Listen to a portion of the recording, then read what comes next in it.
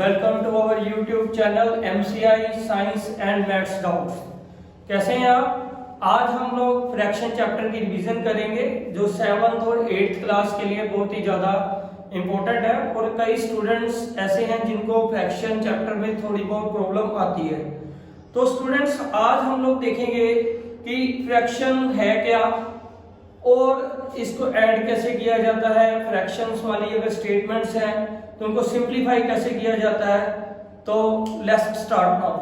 तो सबसे पहले स्टूडेंट्स बात करेंगे फ्रैक्शन क्या है। तो fraction is a number that describe the relationship between a part and a whole, यानी कि ये एक पूरी क्वांटिटी का कितना हिस्सा आप मेजरमेंट में ले रहे हो वो चीज डिटरमिन करती है कि ये फ्रैक्शन है। फॉर एग्जांपल कि मान के चलिए कि ये हमारे पास एक बॉक्स है और इस बॉक्स में 3 कंपार्टमेंट्स हैं। तो स्टूडेंट्स एक बॉक्स है और उसमें 3 कंपार्टमेंट्स हैं, यानी कि उसके टोटल पार्ट्स हैं 3। तो मुझे इसे कलर करना है, तो मुझे मान के चलिए कि 2 पार्ट्स को, 2 कंपार्टमेंट को मैं कलर कर देता हूं। तो अगर मुझे ये डिस्क्राइब करना होगा in the form of the fraction, तो स्टूडेंट सबसे पहले फ्रैक्शन जो होती है वो रिप्रेजेंटेशन होती है in the form of n over d, यानी कि न्यूमरेटर ओवर डिनोमिनेटर। तो इसमें क्या होगा कि अगर इसे मुझे फ्रैक्शन में लिखना है तो मैं क्या करूंगा कि 3 कंपार्टमेंट है, जो टोटल यानी कि जो होल पार्ट है, जो पूरी क्वांटिटी है, उस क्वांटिटी को मैं नीचे लिखूंगा in the form of the denominator.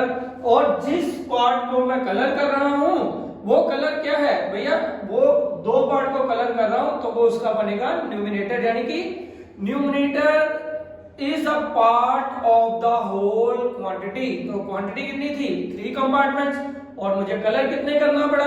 2 का। तो मैं कैसे लिखूंगा? 2/3 इट इज अ फ्रैक्शन। चलिए इसको एक और एग्जांपल देता हूं। फॉर एग्जांपल्स मेरे पास अभी स्टूडेंट्स ये 5 पेंसिल्स हैं, ठीक है, 5 पेंसिल्स हैं और दिव्यांश कहता है कि भैया मुझे ये 2 पेंसिल्स दे दो। तो मैं दिव्यांश को ये 2 पेंसिल्स दे देता हूं। तो ये जो 2 पेंसिल्स हैं ये क्या है? It is a part of the total quantity of the 5 pencils, यानी कि 5 पेंसिल्स में से ये जो 2 पेंसिल्स ली हैं तो ये 2 पेंसिल्स किसका पार्ट रही है? 5 पेंसिल्स का। तो इसको अगर मुझे फ्रैक्शन में लिखना होगा तो कैसे लिखूंगा? 2/5 यानी 2/5। तो it is in the form of n over d, a over b, p over q। तो ये बन जाता है स्टूडेंट्स हमारे पास फ्रैक्शन। तो क्लियर हुआ? चलिए अब आगे चलते हैं कि फ्रैक्शन तो हमने समझ लिया, अब इसकी टाइप्स बात कर लेते हैं। तो इसकी 2 टाइप्स होती हैं, इम्प्रॉपर फ्रैक्शन, एक होती है प्रॉपर फ्रैक्शन। तो इम्प्रॉपर फ्रैक्शन और प्रॉपर फ्रैक्शन में क्या डिफरेंस है उसके बारे में हम लोग अभी जो है वो रीड करेंगे। जो इम्प्रॉपर फ्रैक्शन होता है इसमें न्यूमरेटर जो होता है या तो डिनोमिनेटर के इक्वल होगा या उससे बड़ा होगा। तो स्टूडेंट्स जो इम्प्रॉपर फ्रैक्शन है तो क्या बताया मैंने कि जो न्यूमरेटर है वो या तो डिनोमिनेटर के इक्वल होगा या उससे क्या होगा? बड़ा होगा।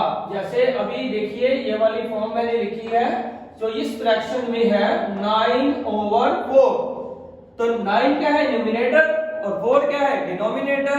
तो 9 इज ग्रेटर देन 4, यानी numerator is greater than denominator. तो it would be a improper fraction, right students.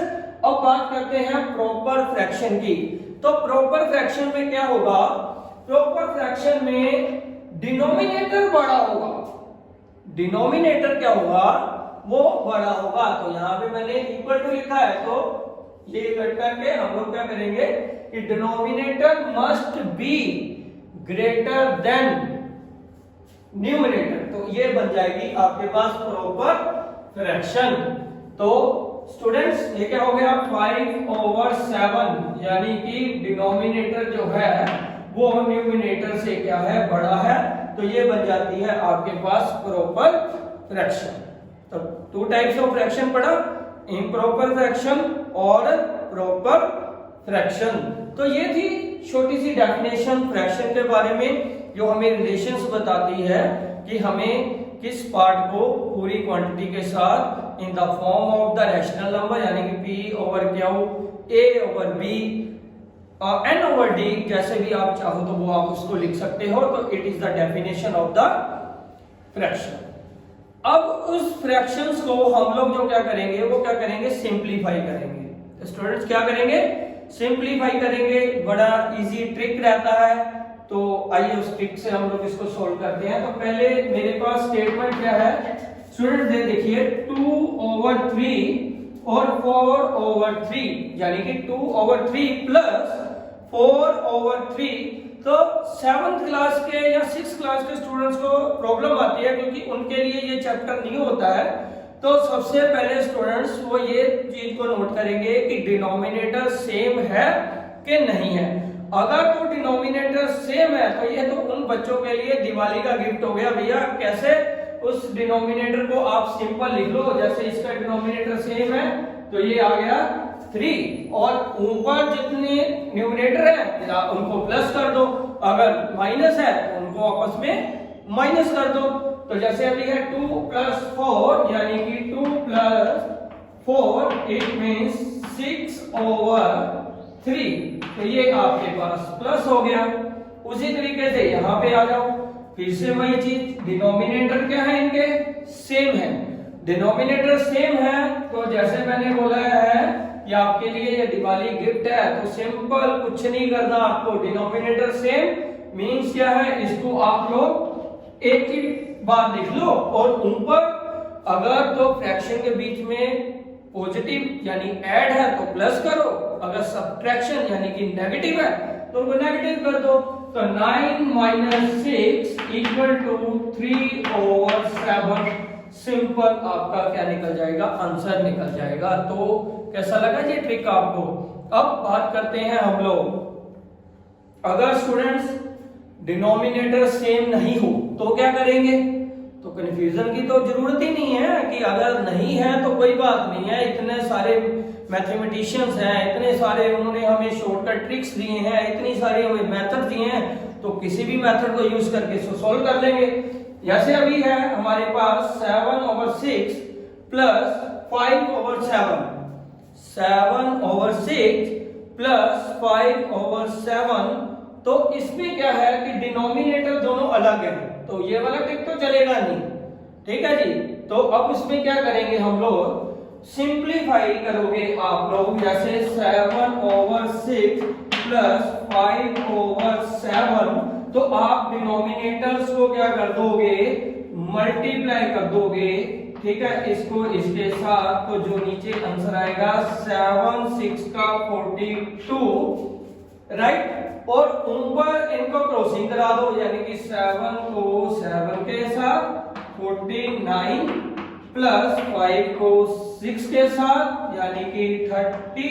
अब इनको प्लस करो, 49 + 30 = 9, 4 और 3 क्या हो गया 7, यानी 79/42। बस सिंपल है, कुछ भी करने की जरूरत नहीं है। डिनोमिनेटर्स को आपस में मल्टीप्लाई कर दो और इनको क्या करा दो, क्रॉस मल्टीप्लाई कर दो, बस बात खत्म, आपका आंसर निकल जाएगा। उसी तरीके से हम लोग इसको सोल्व करेंगे। 3 और 5 दोनों अलग अलग डिनोमिनेटर है, तो स्टूडेंट्स इसको क्या करेंगे, जैसे मैंने अभी बताया, इनको आपस में करो मल्टीप्लाई। 3 5 15, ओके। अब क्या करेंगे, 10 को 5 के साथ मल्टीप्लाई करो और 3 को 9 के साथ करो। 10 5 50, साइन किसका है, माइनस का, 3 और 9 27, तो प्लस माइनस माइनस, यानी कि 50 में से 27 को माइनस निकाल दो। 10 में से 7 गए, 3 4 बच गया, 4 से 2 गए तो 2, 23/15। तो ये भैया मेरी फ्रैक्शन जो हो गई वो सोल्व हो चुकी है। तो स्टूडेंट्स एक बात मैं अपने पूरे करियर में पूरे करियर में यही कहता हूं कि अगर सम गलत होता है किसी भी स्टूडेंट का, बड़ी एफर्ट्स करते हैं, बड़ी मेहनत भी करते हैं, अगर कहीं सम गलत होता है तो वो किसकी वजह से होगा? वो होगा नेगेटिव की वजह से। ठीक है, तो नेगेटिव जो बंदा है ना वो ऐसा है कि भैया मेरे हिसाब से चलोगे तो ठीक रहोगे, मेरे हिसाब से नहीं चलोगे तो मैं तुम्हें जो है वो गलत कर दूंगा। फॉर एग्जाम्पल, क्योंकि माइनस माइनस मतलब एक माइनस और दूसरा माइनस, दोनों का नेचर सेम, तो माइनस माइनस प्लस, कहता मैं तुम्हें प्रॉफिट की तरफ ले जाऊंगा। ठीक है जी, एक माइनस एक plus, opposite nature, minus plus opposite nature बनती नहीं है आपस में, चलो ठीक है रिएक्ट किया, प्लस माइनस माइनस, यानी कहता मैं तुम्हें लॉस में ले जाऊंगा, तुम्हें गिरावट में ले जाऊंगा। तो स्टूडेंट ऐसा ही होता है कि जब हम लोग क्या करते हैं कि माइनस को निग्लेक्ट करते हैं ना, हम लोग उसको छोटा सा समझ के, साइन समझ के तो हम लोग निकल जाते हैं, तो उसके साथ किसी को भी उसकी प्रॉपर्टी इस्तेमाल नहीं करते हैं, माइनस माइनस प्लस या प्लस माइनस माइनस की, तो ये हमारे लिए वो गड़बड़ करके जाता है। तो बस इस चीज का आप लोगों ने ध्यान रखना है। बाकी फ्रैक्शन जो है वो बिल्कुल सिंपल है, आसान है, और आई होप कि आपको भी ये मेथड अच्छा लगा होगा। अगर अच्छा लगा है तो स्टूडेंट्स हमारे पेज को, हमारे चैनल को लाइक कीजिए, सब्सक्राइब कीजिए, और हम लोग कोशिश करेंगे कि अगली बार भी ऐसा ही एक कंसेप्ट आपके पास लेके आए। तो best wishes, thanks for watching, okay bye.